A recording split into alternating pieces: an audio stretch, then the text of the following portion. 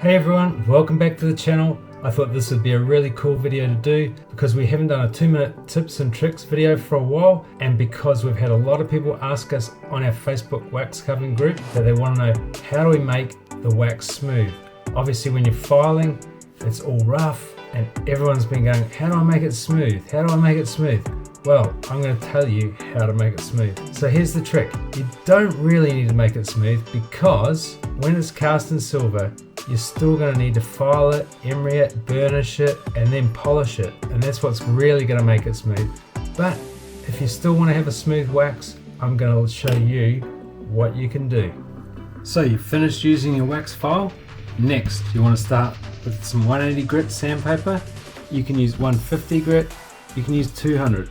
But I use 180 grit. That's definitely going to get rid of your file marks. You can either use a micromotor or you can fold a bit of sandpaper up and just hand sand the item. It's obviously going to take you a little bit longer. So the next stage is either rip up some sandpaper or put some sandpaper in your micromotor or in your pendant drill, and then you just want to start sanding with about 600 grit sandpaper. You can get rid of all those marks in the ring. After you've gone over the ring with 600, you can just dip that in some warm soapy water and clean it off, and it's definitely going to look very smooth. If you want it to get a little bit smoother, you can use some Zippo lighter fluid, dab it on a tissue, and we're just going to rub that on the ring everywhere, and it is going to look very smooth.